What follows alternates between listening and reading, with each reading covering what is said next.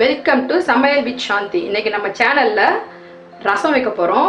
இது வந்து wait லாஸ்க்கும் use ஆகும், கொலஸ்ட்ரால், பிபி எல்லாத்துக்குமே சரியாகும். சளி, இருமல், ஜுரத்துக்கு எல்லாத்துக்குமே இது வந்து சூட் ஆகும். இந்த ரசம் வந்து இது எப்படி பண்றதுன்றதை நம்ம பார்க்க போறோம். அதுக்கு முன்னாடி நம்ம சேனலை சப்ஸ்கிரைப் பண்ணாதவங்க சப்ஸ்கிரைப் பண்ணுங்க, பெல் ஐக்கானை கிளிக் பண்ணுங்க.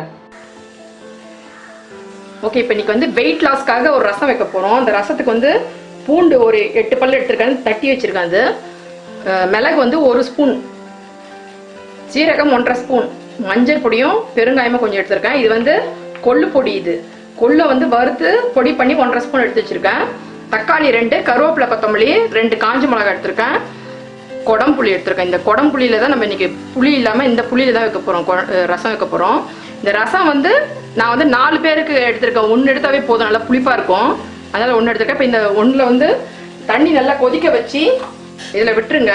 நல்லா அப்போதான் கொஞ்சம் நல்லா சாஃப்ட் ஆகும் அந்த புளி. இந்த புளியை வந்து நம்ம கரைக்கலாம் முடியாது, இது அப்படியே தான் யூஸ் பண்ண போறோம். அதனால அது சாஃப்ட் ஆகட்டும். அதுக்குள்ளே நம்ம வந்து இது 3த்தையும் அரைச்சிட்டு வந்துடுவோம். இது தக்காளி, காஞ்ச மிளகாய்,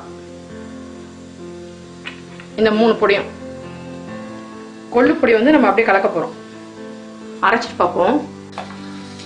இப்போ இந்த பாத்திரத்தை தான் நான் ரசம் வைக்க போறேன்.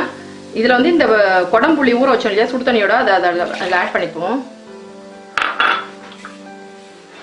இந்த கொள்ளு பொடியும் இதில் போட்டுப்போம். பூண்டு,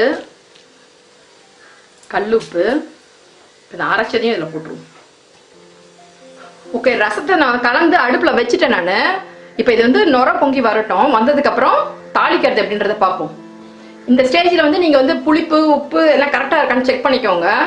சப்போஸ் புளிப்பு கொஞ்சம் அதிகமாக சாப்பிட்றவங்க நீங்கள் இன்னொன்று கூட இதில் ஆட் பண்ணிக்கலாம். இப்போ இந்த சூடாவதுலேயே அந்த போட்டுட்டிங்கனாக்கா அது நல்லா உங்களுக்கு கரைஞ்சி கரெக்டான புளி வந்து உங்களுக்கு கிடைச்சிரும். ரசம் வந்து இப்போ நல்லா நுர கட்டி வருது.